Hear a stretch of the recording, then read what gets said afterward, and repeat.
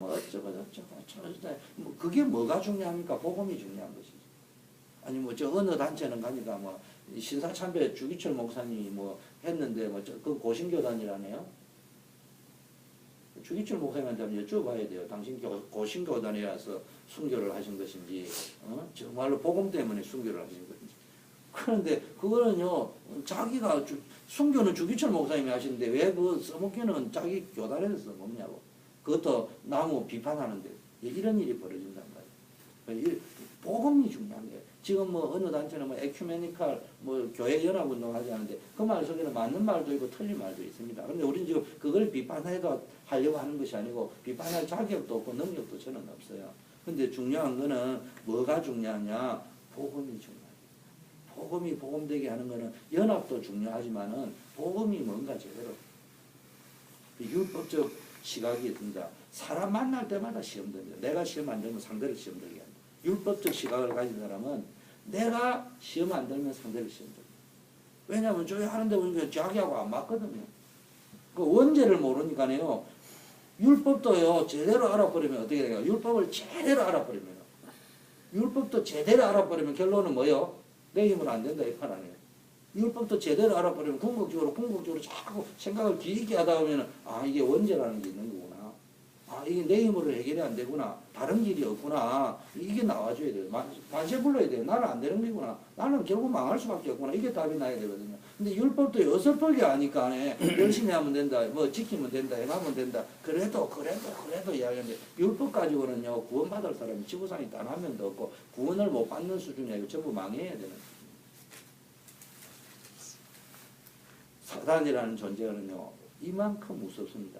인간을 완벽하게 속여버립니다. 계속 복음 모르게 하는 거예요. 거꾸로 얘기하자면 하나님이 인간을 하나님 형상대로 창조했는데 하나님 떠나게 만들고요. 하나님 모르게 만들고.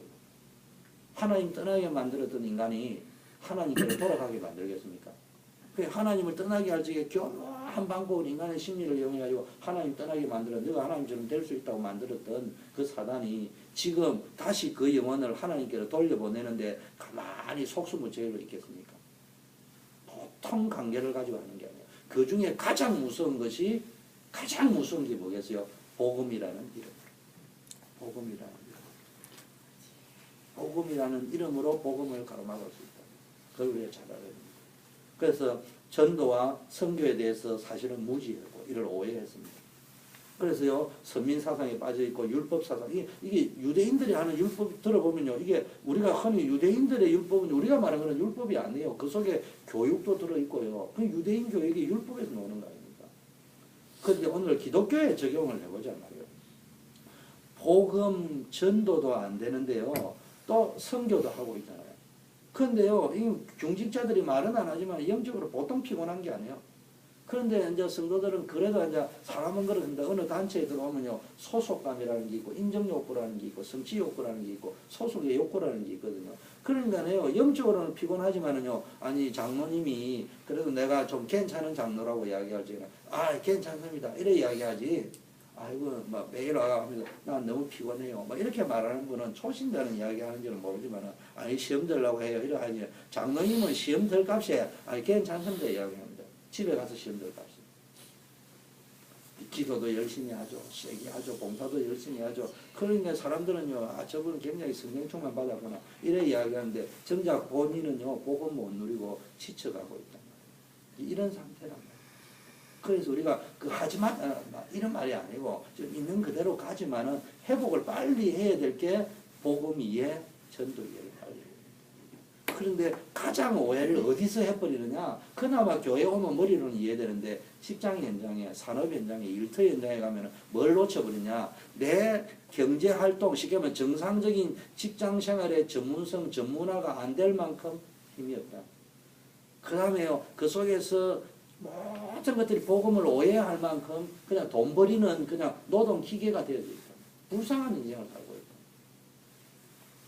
마지막 우리가 마무리하면요. 전도에서 그러면 우리가 해야 될 일은 뭐예요? 전도라는 관점에서 우리가 해야 될 일은 뭐냐? 다른 말로 하면 제가 생각해요. 복음과 전도의 오해를 풀어줘요. 우리가 지금 제가 생각할 때는 전도라는 것을 이렇게 생각하는 게 더 좋을 것 같아요. 전도의 시작은 복음 오해, 전도 오해부터 좀 풀어주는 전도가 그 말보다는 뭐가 되냐? 참된 복음을 누려야 됩니다. 내가 예수 믿는다는 걸 일단 알려놨고요. 그 다음에 사건과 문제가 왔을 때 임마누엘을 누리면서 저 사람은 하나님 이야기를 자주는 안 하는 것 같은데 분명히 자기 입으로 하나님이 있는 사람이라고 했는데 내가 만난 사람하고 좀 다르구나. 수준이 다르다는 말이 아니고 뭔가를 어떤 영적인 부분 상태가 느낌이 오잖아요. 그래서 사도행전 10장 38절 마귀에게 눌린 자, 이거는 창세기 3장이 지금도 계속되고 있다는 말이거든요. 창세기 10장 45절 고넬료 집에요 성령이 임했다는 말은요, 창세기 1장 27절 28절 하나님의 형상, 하나님이 주시는 정보고 다스리는 역사가 회복되죠. 우리가 산업인이라 할 적에는 돈 버리는 보험회사가 산업인이 아니고 군인도 산업이고 직장인도 우리 다 직업이 있고 일터가 있잖아요. 사도행전 11장에 보니까요, 복음을 완전히 깨달았던 초대교회, 복음을 깨달았다는 초대교회가 복음을 맡고 있습니다. 고넬료 집에 가가지고 복음이 증거됐다니까요. 사도행전 11장에 보니까요, 가장 복음을 완전하게 깨달았고 완벽하게 깨달았고 마가다락방이 일어나고 오순절의 역사가 일어났고 사도행전 2장 3장의 역사를 일으켰던 초대교회인 마가다락방 교회에서 뭐라고 이야기했냐면요, 왜 고넬료 집에 가가지고 식사를 했냐, 왜 송명범 집사하고 가서 송명범이라는 사람하고 식사했냐 이 말이야. 그 사람한테 왜 갔냐 당신이. 좀 더 심하게 이야기하면요, 왜 할례도 안 받은 그 사람한테 가가지고 식사했냐. 베드로가 이야기하기를 나도 가려고 한 게 아니고 이런저런 저런 환상이 있었는데 가서 보니까 고넬료도 이래 기도 중에 이래 저런 일이 있었다더라. 나도 이상하게 정식 기도를 알다시피 우리는 칼처럼 하는데 정식 기도를 하는데 하나님의 사자의 음성이 들려서 내가 이래 인도를 받았다. 마치고 나니까 이런 일이 벌어졌다. 가서 하니까 성령의 역사 일어났다니까 그 예루살렘 교회가 한 말이 또 표현이 걸작입니다. 그러면은 이방인도 구원받을 수 있네. 쉽게 말하면 이렇게 나왔다는 말이에요. 사도행전 1장 8절은 분명히요, 예루살렘 온 유대 사마리아 땅끝까지 복음 전거될 거라는 말 속에 들어있는 의미를 못 깨달았다는 말이에요. 그때도 계속 선민사상이 나를 잡고 있었단 말이에요. 그 예루살렘 마가다락방 교회 구성원들 가운데는 그 말의 의미를 또 구약에서 찾고 있는 사람들이 있었단 말이에요. 지금 오늘 우리에게 있는 이런 요소를 뽑아내야 된다. 그래서 이게 복음을 완전히 깨달았다고 하는 초대교회에서 일어난 일입니다. 그래 쉽게 말하면 복음의 가치, 비밀, 열쇠 이게 없단 말이에요. 그래서 복음과 전도를 정말 이해하면요, 기도 많이 안 해도 우리가 직장인 산업인들이 기도할 시간이 별로 없잖아요. 기도 많이 하면 좋겠지만은 목사님 저도 기도할 시간이 별로 없는데 여러분들이 얼마나 많이 있겠어요? 많이 없습니다. 많이 없어도 진짜 복음을 제대로 이해하고 전도를 제대로, 이 말은 복음의 가치, 복음 속에 있는 어마어마한 비밀, 복음의 열쇠, 복음 안에 열쇠라는 누림이라.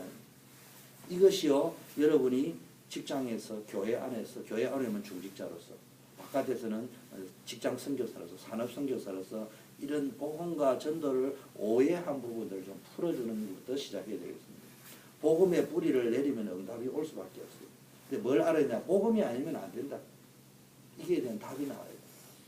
우리가 구원을 받아도요, 숨겨져 있는 영적 문제는 우리 힘으로 절대로 해결이 안 돼요. 오직 그리스도가 아니면은 죽었다 깨도 해결이 안 됩니다.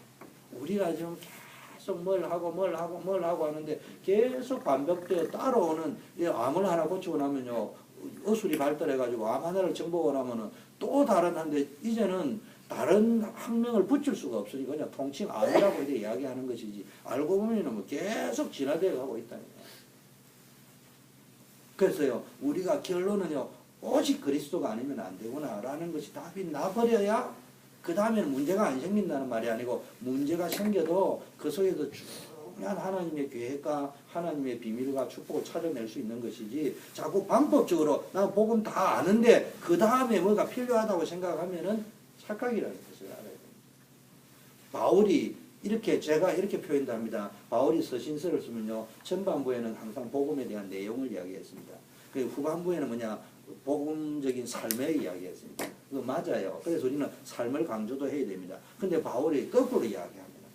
그런데 이렇게 말하면 틀린 말입니다. 저도 이렇게 표현할 수 있는데 원래 그 중심은 아닌데 표현을 이렇게 합니다. 바울이 삶을 강조했지 않냐. 그 삶이 없으면 복음이 없다 이렇게 이야기하기도 하는데요. 그게 어떤 의미에서는 틀린 말이에요.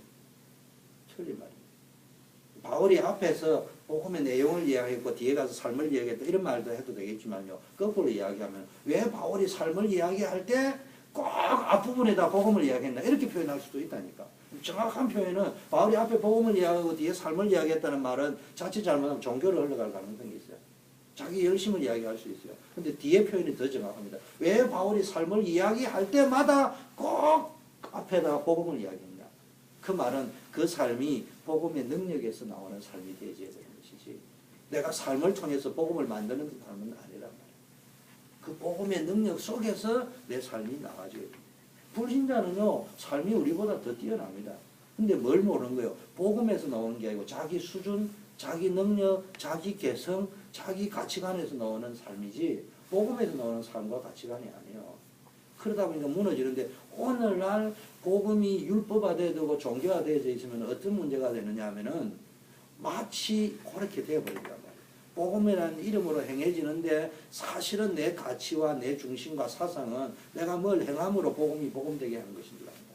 그게 아니고 우리는 죽었다 깨도 복음을 복음되게 할 수 있는 능력이 전적으로 타락했기 때문에 근본적으로 없어요. 단지 복음의 능력으로 그 삶의 방향에 맞춰서 하다가 하는 만큼 최선을 다하다가 또 넘어지면은 또 회개하고 주님 나는 안 되는군요. 그래서 복음이 붙잡고 또 전도자의 삶을 살아가려고 하는 거예요. 복음의 이름을. 그런 의미에서 바울이 항상 삶을 이야기하기 전에 복음부터 말했다는 말이 더 정확한 말입니다.